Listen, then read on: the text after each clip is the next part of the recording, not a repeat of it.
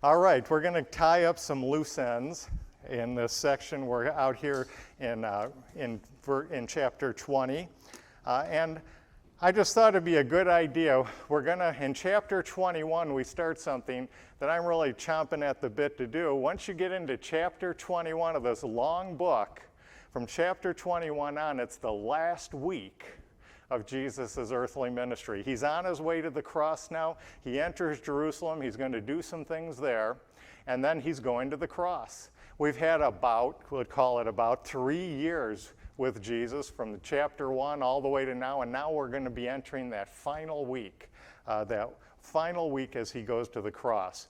And it's important to realize, I think if we make one division and to understand the book of Matthew, that's that first 12 chapters, Jesus and John and Jesus are going to the nation of Israel, and they're proclaiming the gospel of the kingdom.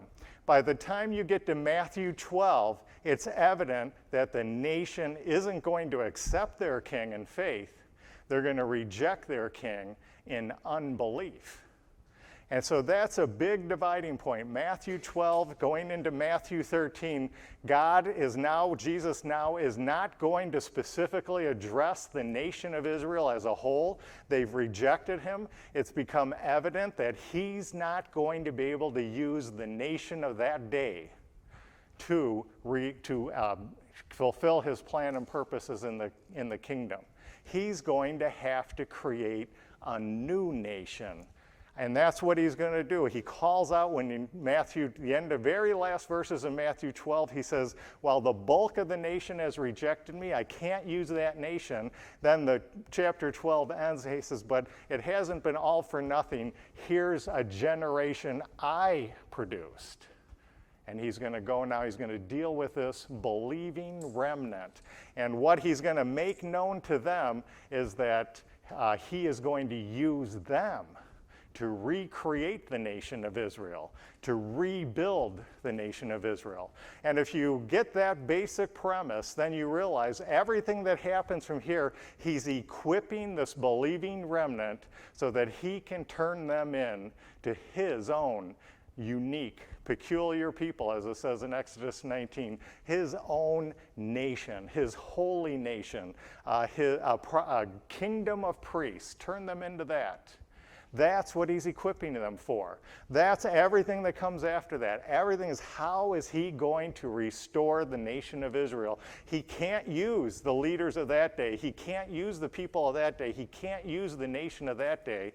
He's going to call out this believing remnant, and he's going to give them everything they need for him to make them into that nation.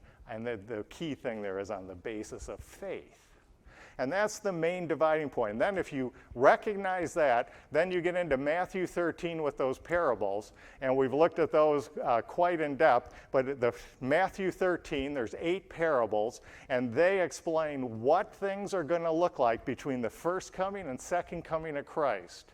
And they go into all those details. We've looked at it several times in the past, so I'm not going to go through them again. But he makes known to them what it's going to be like, what their ministry is going to be like, what the conditions are between the first and second coming of Christ. It's not going to come right away. There's going to be a time element. It's going to be delayed. And they have a ministry to carry out. A ministry of unlimited repentance and unlimited forgiveness, because their job is to build up this believing remnant so that God can use them to build up the nation of Israel. And when he plants that nation of Israel, that people that become the nation of Israel in that kingdom, he's going to make them the head of the nations, and they're going to extend God's blessings to all the nations of the world. That's the parables in Matthew 13. Then when we just finished up the 2 parables in Matthew 18 and Matthew 20, very critical to see here is that now he equips them. He gives, what do you need if you have a ruined nation? Let's take the nation of Germany, or maybe even the nation of Japan after World War II. And it's totally demolished. You go through, I remember seeing some of the footage, all the buildings are down, it's just rubble everywhere, totally bombed out. What's the first thing that nation is going to need if it's going to rebuild? It needs its debt forgiven.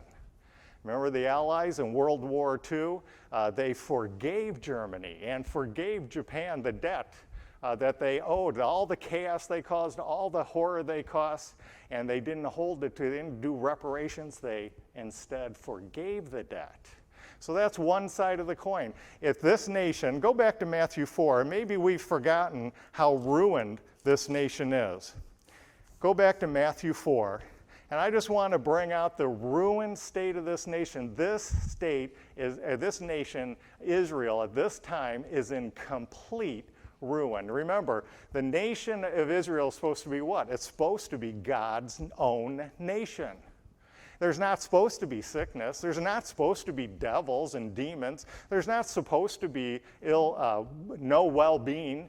It's supposed to be full of shalom. It's supposed to be full of well-being. It's supposed to be run there should be no sickness.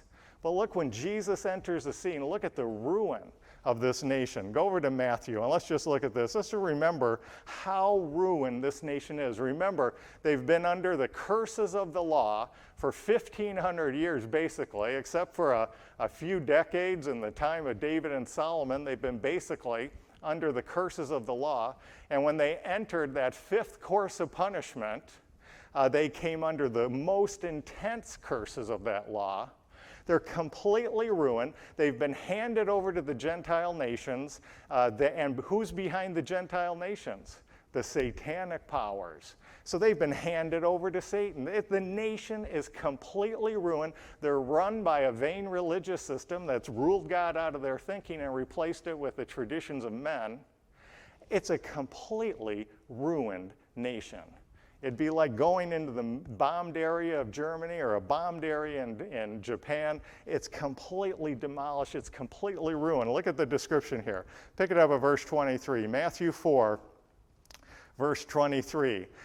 And Jesus went about all Galilee, teaching in the synagogues and preaching the gospel of the kingdom and healing all manner of sickness. Now, we look at this from a Hallmark standpoint, a devotional standpoint. We kind of imagine him serenely walking around the bucolic hills of Galilee or Jerusalem area, and he's just healing these nice people that come. And see, that's not at all what's going on here. Why is there sickness in Israel?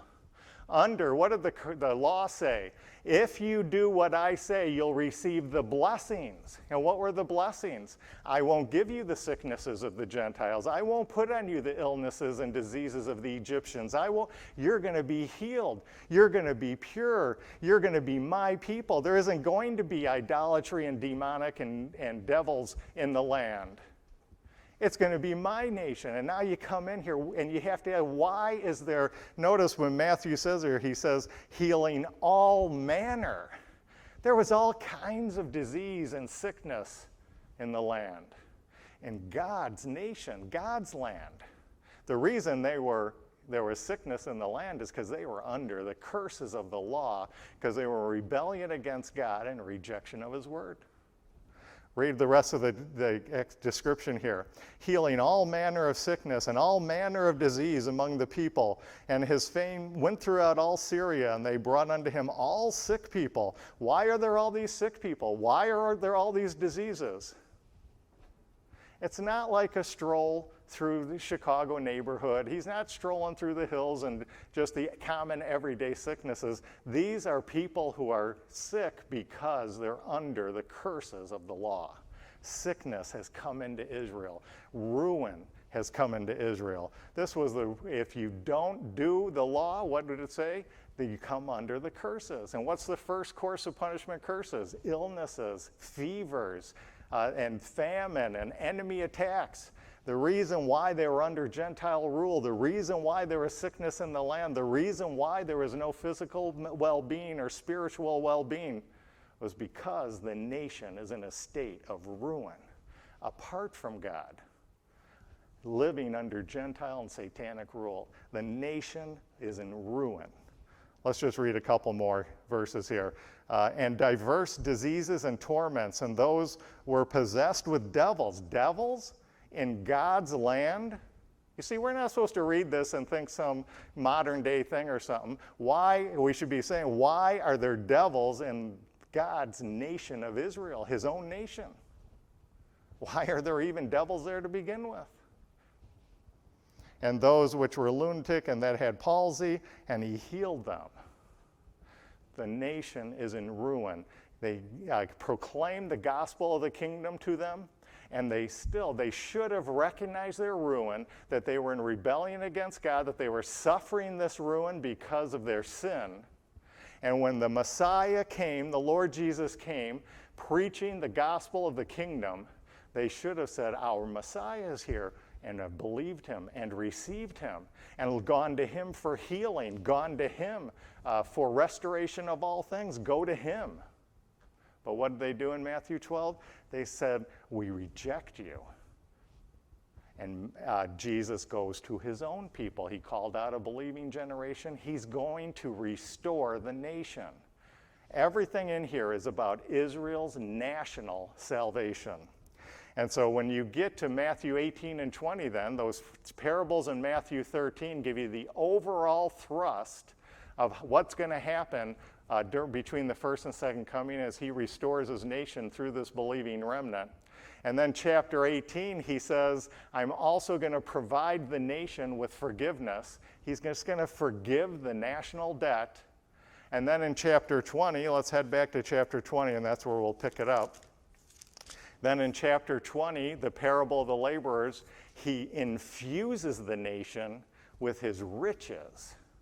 So you see the flow that's going on here. It's gone from general characteristics, what it's going to be like, what their ministry is going to be like. Then God provides everything a nation needs. He's going to forgive, remove the national debt. But you can't, if Germany, if all the Allies did was remove the national debt, forgave them the debts to the rest of the world, and just left, what would have happened to Germany still? They probably still wouldn't have come back. What else? What's the other flip side of that? They not only forgave Germany's national debt, what did they do next? They infused Germany with riches, provisions. They gave the nation everything it needed to become a valid nation, a good nation, a constitutional nation, however you want to look at it, a nation that would help the world rather than hurt the world. And that's these two parables. In Matthew 18, Matthew 20, God says, on the one hand, I'm going to forgive all the nation's debt. I'm just going to forgive it all. And on the other hand, I'm going to, in Matthew 20 with the laborers, I'm going to infuse it with my riches so that everybody in that kingdom, everybody in that believing remnant heading to the kingdom has everything they need. They're going to be perfectly equipped to participate in the rebuilding of the nation. Now, we won't have any parables now until the end of chapter 21 and chapter 22. And guess what? I'll just throw this out. We're not going to talk about this. There's going to be 3 parables at the end of chapter 21 and the first one of chapter 22. And guess what those are going to do? Matthew 13 gives you the overall trend, this time is going to be characterized. Matthew 18 and 20 give a full provision to the nation, forgiveness of sins, and infusion of God's riches. And then you get to the next 3 parables over at the end of chapter 21, and guess what you have there? He's going to take away the nation and the kingdom from that vain religious system, and he's going to give it to this believing remnant. He's fully equipped them. He's going to keep them fully equipped so that he can do that. There's a natural progression, a logical progression as we go through these parables. The next set, he's going to take the nation and the kingdom away from the people of that day, the leaders of that day, that vain religious system, that vain political system. He's going to take that, and the next 3 parables we read at the end of chapter 21, he's going to give the nation and the kingdom to this believing remnant. And that's going to be the next set. So that's what we're leading up to. I just thought it'd be good to kind of get an overview of those parables again. Now let's tie up some loose ends. This actually goes to a verse before, a couple verses before chapter 20. Now let's just pick it up here at what starts off this passage. Look at verse 29. 29. I just wanted to bring out something that I thought was pretty interesting, and it's good to understand, especially when you realize he's talking about turning this believing remnant into a nation. That's the goal. That is the end goal of this whole process. He has to recreate the nation. And look how, and we talked about in chapter 20, he gives that parable. Well, he infuses the nation with his riches. Everyone's going to be able to participate in his provision, to be provided for, to participate in this kingdom and nation building. Verse 29, and everyone that hath forsaken houses, or brethren, or sisters, or father, or mother, or wife, or children, or lands, for my name's sake, shall receive 100-fold, and shall inherit everlasting life. Now, we've talked about that passage, so we're not going into all the details, but I just wanted to bring out something, this whole enjoying this 100-fold thing. Now, here in Matthew, what does it sound like? It sounds like it's a future thing, right? And it certainly will be a future thing out in that kingdom. That's what Matthew's referring to. But go over to Mark, and I just want to bring out a detail that's not really brought out here in Matthew. Go over to Mark chapter 10. And we have the similar verbiage here, but look how Mark presents it. Mark chapter 10, let's begin up at verse 28. Then Peter began, this is Mark 10, verse 28. Then Peter began to say unto him, Lo, we have left all and have followed thee. Now what's wrong with that statement? Peter is missing something, isn't it?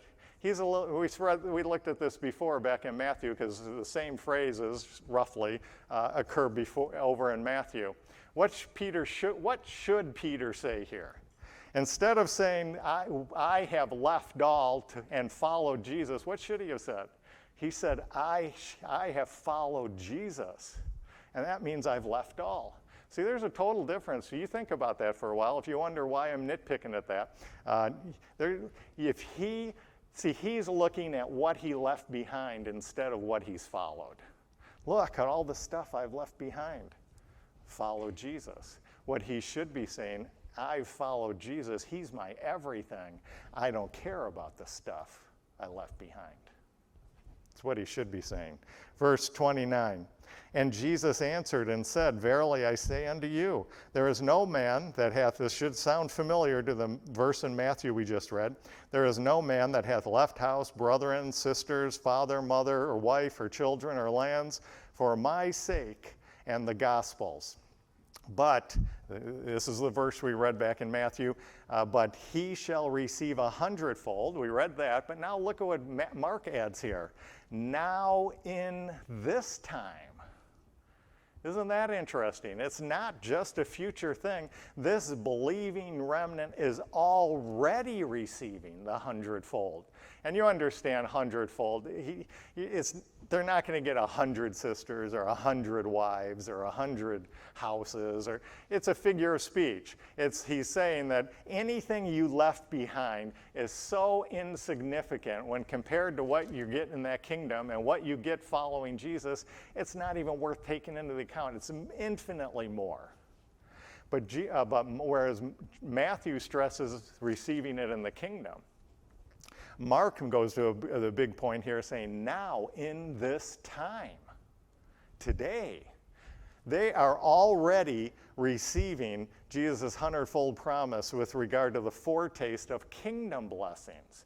Who are these people? What have we been reading? What about the verse we just read about the ruined nation? Who are these people following Jesus? They've been healed. They've had sicknesses. They've been healed of sicknesses, healed of diseases. They've been brought back into well-being. They've been brought back into a relationship with God, spiritual well-being. They've had devils cast out. They are in following Jesus. They're already participating in the kingdom blessings. See, you can't have devils and sickness in the kingdom. Otherwise, it would just be like the world. That all has to be removed. They're already getting a foretaste of kingdom blessings. They've been healed. They've had devils cast out. They are in a relationship with God. They've gained all these things, and it begins right here, right now for them. That's his kingdom, the new, and the family. Let's go back to Matthew, and let's look at the family concept. Let's see what Jesus talked about, increasing your family 100-fold. Go to Matthew 12. This is probably the key passage in all of Matthew, I think. This is the transition point. This is the difference between what he's been doing before and what he's going to do in the future. It refers the basis for everything that comes after. He can't use the old nation, the nation that's there. He's got to create a new nation.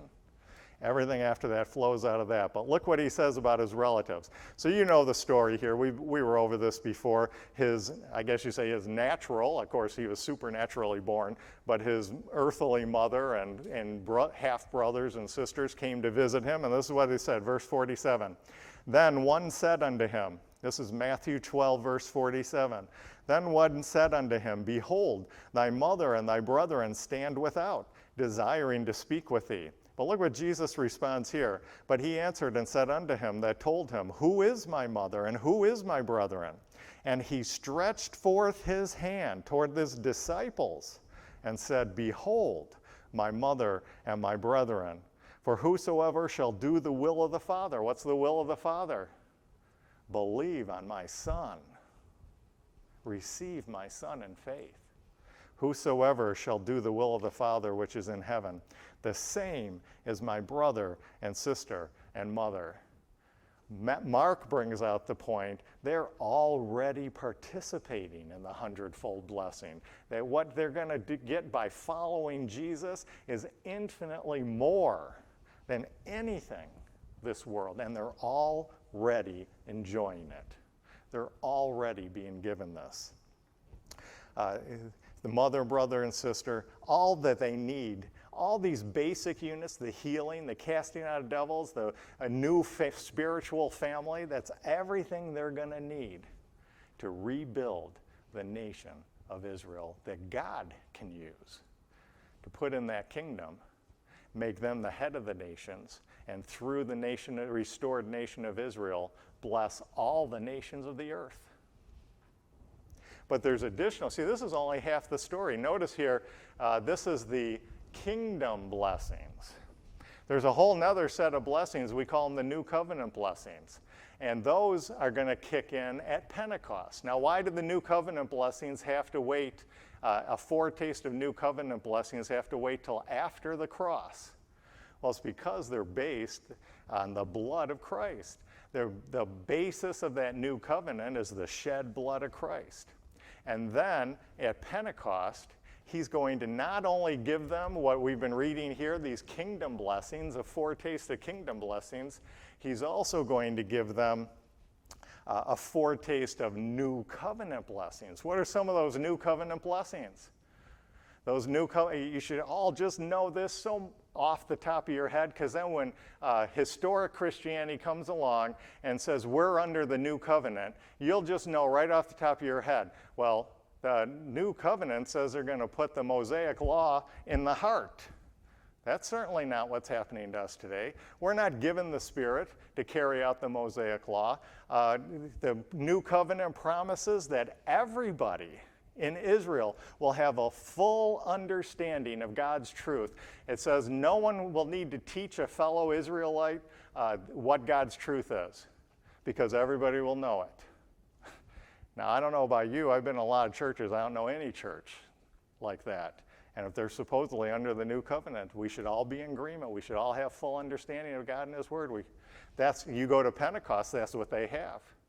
They're beginning to get a foretaste of that new covenant blessings. And that's going to kick in then. They're going to get a bigger foretaste out in the tribulation period. And then, of course, it's fulfilled. It's completely fulfilled in that kingdom when they enter in there. And what are the two most important provisions of that new covenant? I mean, they're all important, so I guess it's most important. What are the two other ones? We've talked about the law, purified law in the heart. the Spirit, so that they'll cause them to do the law.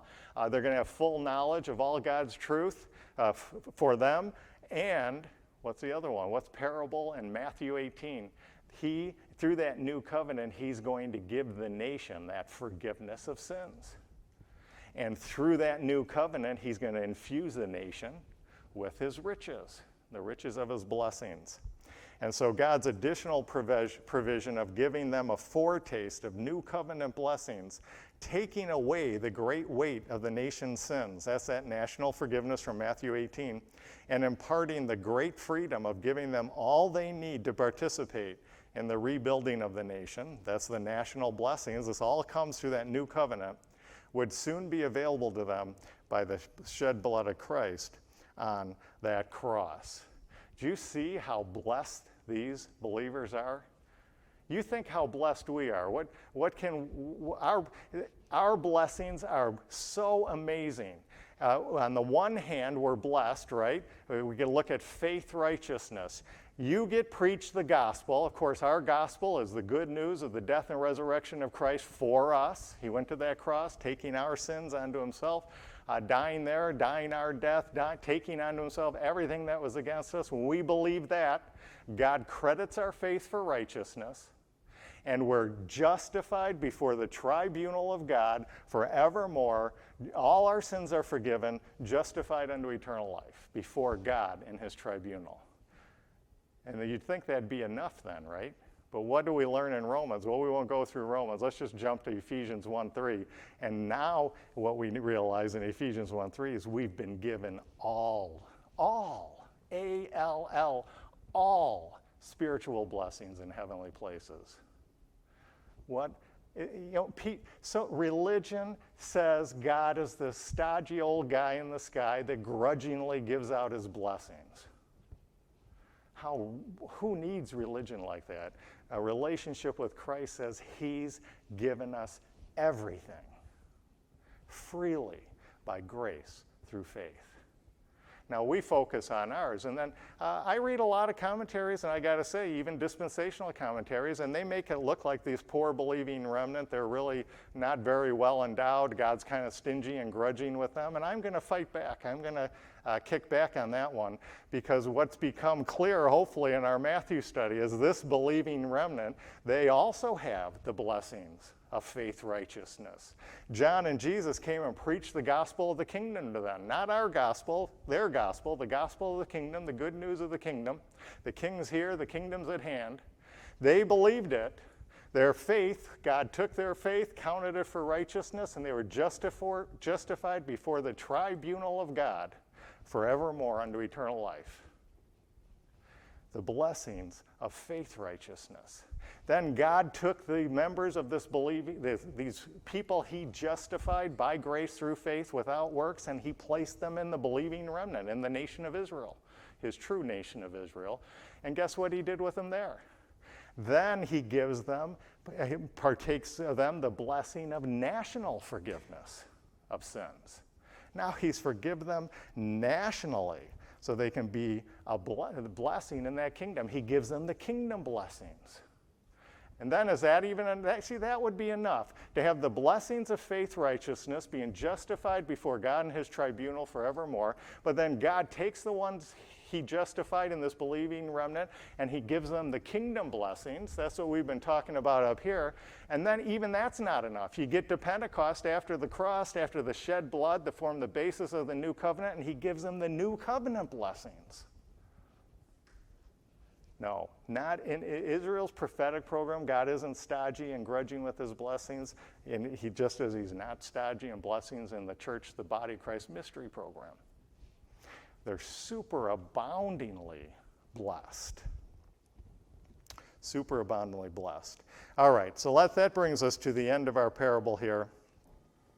And the only way, now let's just follow the logic here. As I've kind of tried to give an overview from chapter 13 to chapter 20, and then 18 to 20, all those blessings, they've received faith, righteousness blessings, they've received kingdom blessings. He's promising them new covenant blessings on the other side of the cross.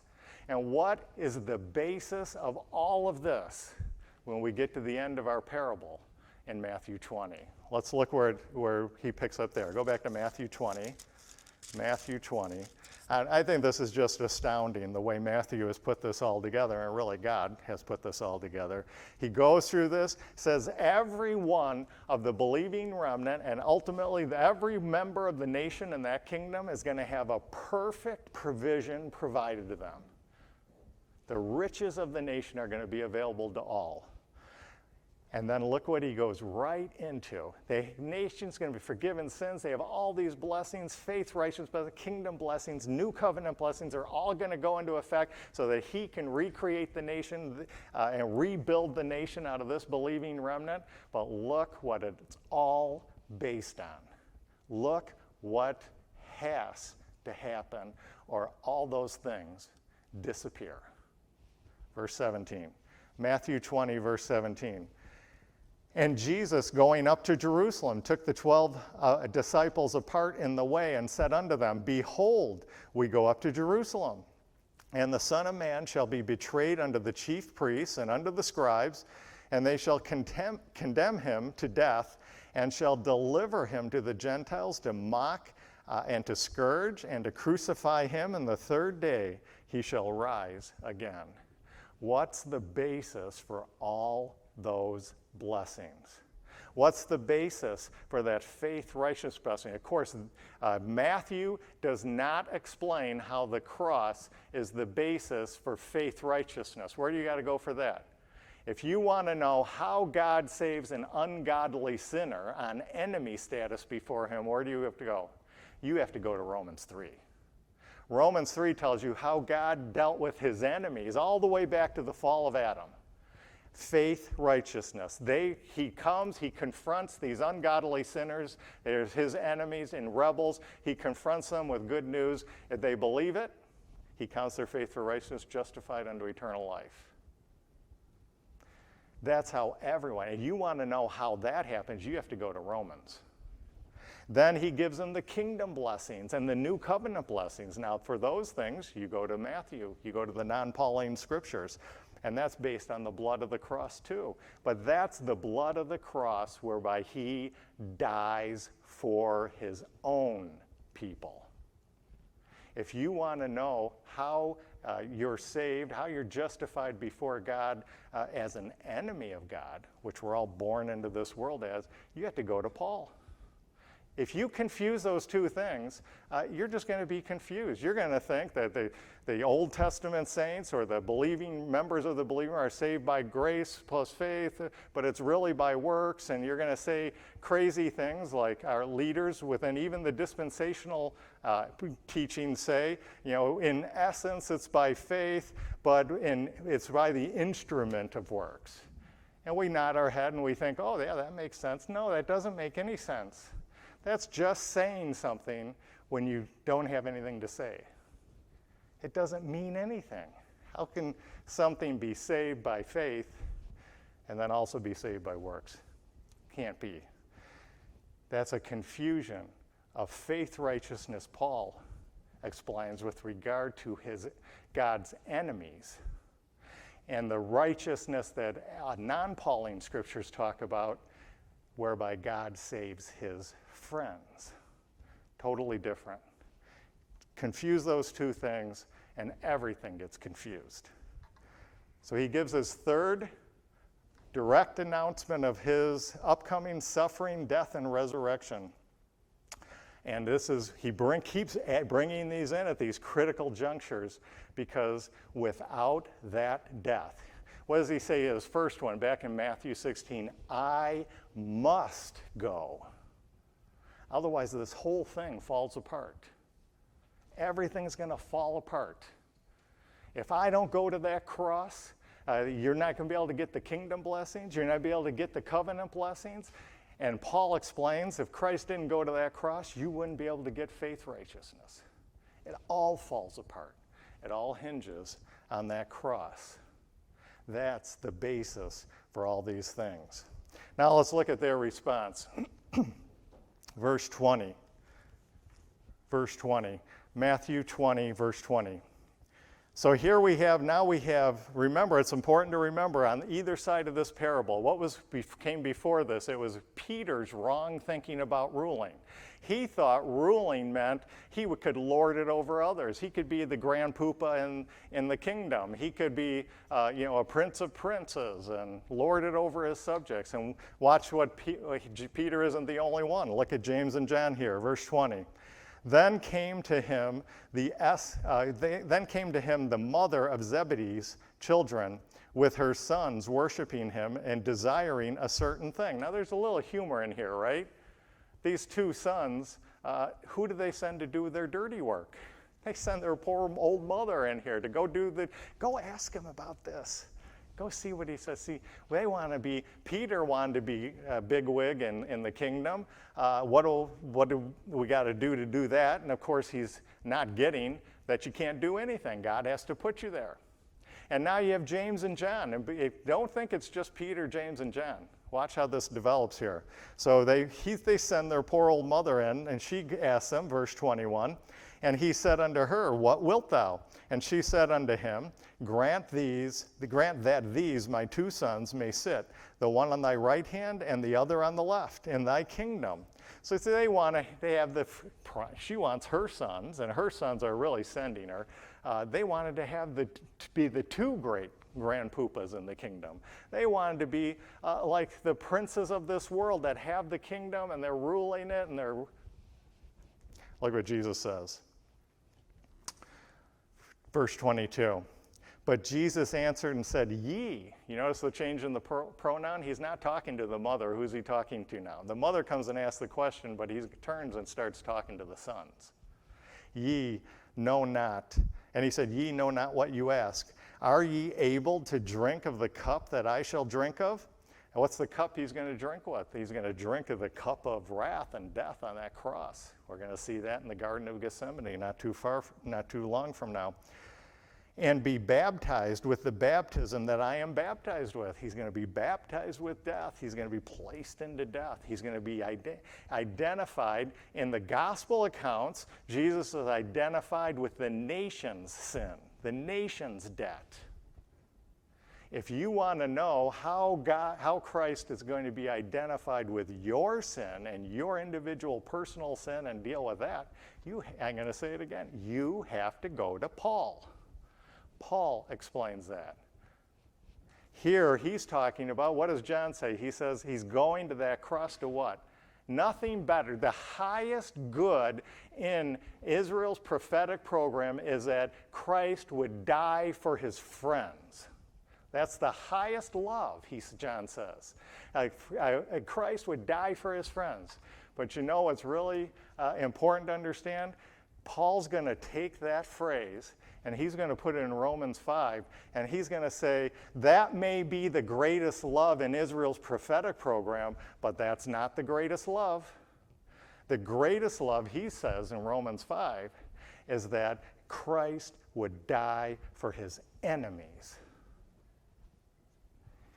That's where you go for that. Christ here is going to that cross to take the national sin of Israel. He's come unto it. He obviously has no sin of his own, right? But when he identifies with the nation of Israel, he enters into the nation's debt. He's under that great weight of debt like every other Israelite. That great weight of sin. They've had those courses of punishment, more and more sinful debt, and it's on the nation. And he comes under that. He identifies with that nation, and he's going to carry their debt to that cross. If you want to know how they got into that believing remnant, how they were justified as God's enemies in the first place, you have to go to Paul. They simply believed the gospel. God credited their faith for righteousness, and they were justified under the tribunal of God forevermore. Then he took them and put them in his believing remnant, and now through the cross of Christ, he's going to provide national forgiveness of sins. What was their sins as a member of that nation, under the guilt and shame of that nation? He's going to take that to the cross for his friends. So let's finish this description of what they say here. Now remember, the Lord just said he's going to the cross. He's, the Garden of Gethsemane is a pretty low spot, right? They were supposed to follow him into that low spot. But what do they do instead? So that he says they want to be, who's going to be number one and number two in the kingdom? And Jesus answered, said, you're not able to drink of my cup. Are you able to be baptized with the death I'm going to be baptized with? And look at what their response here at the end of verse 22. They say unto him, we are able. Now we've talked about this enough. Let me just say that phrase a little different and see if that rings a bell. We will do it. You heard that phrase somewhere else before? I see a lot of heads now. Oh, that's very encouraging to me. Because who said that phrase? The Israelites said that same phrase, basically. I mean, obviously one's Greek and one's Hebrew and all that, but that same idea, let's at least say. And they said the same thing back at Sinai. We will do it. God took them from Goshen in Egypt to Sinai, and he led them through. He put them in impossible situations. He took them out. You're thirsty, and you know where he led them? To a poison lake, a lake with poison water. What was he showing? The only way they're going to be the people he wants them to be is that he's going to have to do it for them. They couldn't do anything about the poison water. Absolutely nothing. They needed the Lord to heal the water, and he healed it, and they drank. Takes them out in a deserted place. Remember, there's a couple million Israelites. He goes out to a deserted place. There's no food. Did you think God just did that because he liked playing tricks on these poor people? No. He took them out there because he wanted to show, unless he was the provider of food, they would all die. They needed him to do it. And then he took them out to their enemies. And they're looking down the hill and they're like, we're done for. It's all over. We better flee back to Egypt. Maybe that'd be the best option. He brought them there so that they'd realize they needed him to defeat their enemies. He just keeps piling this up as they go from Goshen to Sinai. If they're going to be the people he designed them to be, he had to do it for them. Then he gives them another lesson out in that wilderness, remember? He said, and whatever you do, don't ever, ever, ever try to relate to me on the basis of a law system. It's going to end up in the diseases of Egypt. Sound a little like what we read in Matthew 4? The diseases of Egypt that are all going to come on you. Don't relate to me. Don't even think about relating to me on the basis of a law system whereby you do and I give, I bless, or you don't do and I curse, because all you're going to get are the curses. When did he teach them that? Remember back at the manna? He gave them two little eensy-weensy, teeny tiny little commands about collecting manna. And they couldn't even do that. So when he brings them to Sinai, and how does he get to Sinai? I love this story so much because it's so much interdispensational truth. He gets to Sinai, and what does he remind them? Now, you realize I carried you along as on eagle's wings and brought you to myself. I did everything. Then he gives them his instructions. How the earth is going to be ruled, how the world will be ruled perfectly. He shows them the law and the commandments and his statutes, and they're so wonderful. Romans 7, Paul says it's holy, it's righteous, it's wonderful, it's great, it's right off the drawing board of heaven. This is how he's going to reign over earth. It's a perfect and wonderful system. That's what they should have said there. But you know what the second thing they should have said? They should have said, but there is no way we can do it. You've taught us that. We couldn't even follow two little commands about collecting manna.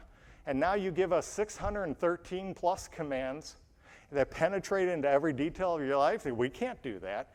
You're going to have to do it for us. You're going to have to keep carrying us along as on eagle's wings. You're going to have to bring us to yourself. You're going to have to do it all. That's what they should have said. And you know what? That's what they're going to say out at his second coming for entrance as they enter into that kingdom. But what did they say instead? They said what our disciples say here. we will do it ourselves. And guess what? They spend basically the next 1,500 years under the curses of the law. And here we have our disciples here, and they still haven't learned the lesson of the law. The law was supposed to teach them that they can't do it on their own. They need a Savior. They need a Redeemer. They need an Avenger. They need a Deliverer. They need a King, and they need a Blesser. He has to do it all. And they mess up right there. Verse 23. And he saith unto them, you shall drink indeed of my cup, and be baptized with the baptism that I am baptized with. So many of them lived quite long lives, but there were a few that did have to experience death. And of course, they all suffered various forms of persecution. But to sit on my right hand and on my left hand is not mine to give, but it shall be given to them for whom it is prepared of the Father. And we're right back. When I talked about chapter 17 to chapter 20, what did I say? This whole section is explaining to these disciples that you can't do anything to gain position, to gain entrance, to gain a position, to increase your standing, do anything. You can't do anything. Here's the problem the rich young ruler had. He said, what must I do to inherit eternal life? But it's an oxymoron, right? You can't do something to inherit something. What do you do to inherit something? You're just born into someone's family. God has to born you, what's the word I'm looking for? Place you into his own family, bring you in as one of his own family members. You have to be born into the family. And you inherit. You automatically inherit. You don't do anything to inherit. You automatically inherit. You can't do anything. You can't, Peter, no, you can't do anything to get a privileged position. James and John, no, you can't do anything. God has to transfigure you and bring you into the kingdom glory. God has to convert you and bring you in, place you as his little ones in that believing remnant and usher you into that kingdom. And here, the places of rulership aren't something you do. You don't do something to get them. God does it. He's the one that brings people or individuals or groups into this situation. God has to do it for you. Now, isn't that kind of interesting when you pick up at the end of verse 22, we will do it, we are able, we will do it. And what does Jesus say? No, you can't do it. God will do it. God the Father will do it. And when the 10, now if you think this is just Peter, James, and John because they're big wigs in the 12, no, keep reading. Verse 24, and when the 10 heard it, they were moved with indignation against the two brethren. So now they're all fighting over this. They're all desirous of this. Who are they thinking like? Jesus is going to say who they're thinking about. Verse 25. But Jesus called unto him, and said, you know that the princes of the Gentiles exercise dominion over them, and that they are great and exercise authority upon them. And so they're thinking like the Gentiles. We want to run the kingdom like the Gentiles run the nations. We want to be one of those highfalutin princes up there. You don't rub shoulders with the lowly people down on the ground. You keep your distance from them. I'm going to have a big palace. I'm going to banquet all day. I'm going to have this grand and lord it over my subjects. That's what the Gentile princes say. That's the way they think. But look what Jesus says, verse 26. But it shall not be this way among you. But whosoever will be great among you, let him be your minister. And whosoever will be chief among you, let him be your servant. Even as the Son of Man came not to be ministered unto, but to minister and to give his life a ransom for many. So there we have the answer. Being a ruler in the kingdom isn't something you gain by doing, and it's not a goal that you lord it over your subjects like the Gentiles do. ruling in the kingdom. And now we can go back to before this parable of Peter. Peter wanted to know, what do I have to do to be a high level in the kingdom? And Jesus corrects him, you'll be sitting on 12 thrones, but you're not going to be ruling like the Gentile princes, lording it over your subjects. You're going to be ruling like the judges of ancient Israel. And then he gives another corrective to Peter. And he says, it's not just about you, Peter. Everyone in that believing remnant is going to participate in this. And then you got James, John, and really the rest of the 12 here, and they're asking basically the same subject. No, you can't do anything to be a grand pupa in the kingdom. God the Father assigns these things. He's the one that has to bring you in. And he says, stop thinking like the Gentiles. Ruling in the kingdom isn't like that. Ruling in the kingdom is making yourself subject to your subjects. Not ruling it over, lording it over your subjects. It's becoming a minister of your subjects, a servant of your servants. The kingdom isn't going to be run like the world. Don't bring fleshly works into it. You can't do anything to get into it. You can't do anything to raise your level there. God has to do it all for you on the basis of faith. All right. So they haven't really learned the lessons of the first of chapter 17 to 20. You can't do anything to enter or gain a place in the kingdom. They are making the same mistake the Israelites made back at Sinai. They haven't learned the lesson of the law, and not long after this, what are we going to see these 12 doing? They're going to be running away from the scene like a bunch of little scared schoolgirls screaming at the situation. They're going to be fleeing, and they're going to desert their Lord. They can do it. No, they can't do it. He's the one that can do it. So now I have a hypothetical. This is just a fun one.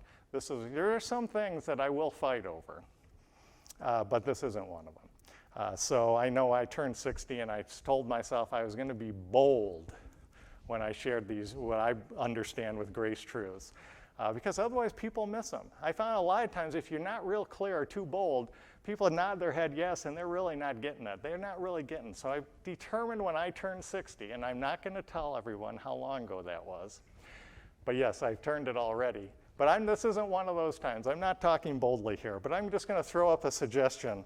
Who is it sitting on these two positions, to his right and to his left? And I've thought about this a little bit. I haven't thought about it a lot. I may change my mind next week. I'll let you know. But my question, I always like to throw out like 50 questions when I come to a verse or a passage. What if this? What if that? What if does it have to refer to individuals? Does it have to refer to a person, two distinct people, two individuals? You know, there is another time we read about Christ talking about things being on his right hand and his left hand. And it's not individuals, it's groups of people. Go over to chapter 25. And again, I throw this out. It's just a thought I had. And maybe my 2 cents worth in here. Again, when I think about it more, maybe I'll get rid of it. But this is where I'm at now. Verse 31. This is the Olivet Discourse. And he's talking about when he comes in his glory. Verse 31, when the Son of Man shall come in his glory, and all the holy angels with him, then shall he sit upon his throne in glory. That's what we read back in Matthew 18, about Jesus sitting on his throne in glory. Verse 32, and before him shall gather all nations, and he shall separate them one from another, as a shepherd divideth his sheep from the goats, and he shall set the sheep on his right hand, and the goats on his left hand. And here you have not individuals on either side of him, but groups of people on either side of him. And we're not going to go into the details of this passage, but of course, then shall the king say unto them on his right hand, come ye blessed of my Father, inherit the kingdom prepared for you from the foundation of the world. And that's that believing remnant. He's going to usher them into that kingdom. And the goats, let's read a little more here. Let's pick it up at verse 40. And the king shall answer and say unto them, Verily I say unto you, inasmuch as you have done it unto one of the least of these my brethren, you have done it unto me. Then shall he say unto them on the left now, Depart from me, ye cursed, into everlasting fire prepared for the devil. So one hand he brings, and it says people that are going to go into that kingdom. The left hand, it's the unbelievers who have rejected him, and he sends them off into everlasting fire. So we could have, my only point in bringing this up, you could have groups of people on the right and left. I don't think it has to be two individual people. And what I would just suggest, what comes to mind for me, and actually we'll look at it a little more when we get further along, is it could be the friendly Gentile nations on the left, and the believing remnant, the nation of Israel, on the right. What are those Gentile nations all going to do? They're going to come to the Lord and they're going to worship him in Jerusalem. And no doubt they have representatives of every nation there in Jerusalem, representing the nation of Israel. Just a thought I had. Maybe this is on the right and left position. What the Father's going to assign isn't necessarily two individuals, but two groups of people. The nation of Israel taking the first spot, and the friendly Gentile nations after that, the second spot. So anyway, that's my 2 cents on that. You can take that or leave it. Let's pick it up here at verse 22. Go back to Matthew 22 and it's time to close. So let's go ahead and we'll just close with this. I'll just close with the realization that now we're at the end of this section, and now we're going to go into chapter 21. I actually planned on getting through the two blind men here. That will be pretty quick, and then we'll move on to chapter 21 in that final week with Jesus, and we'll carry on next time. All right, let's close with a word of prayer.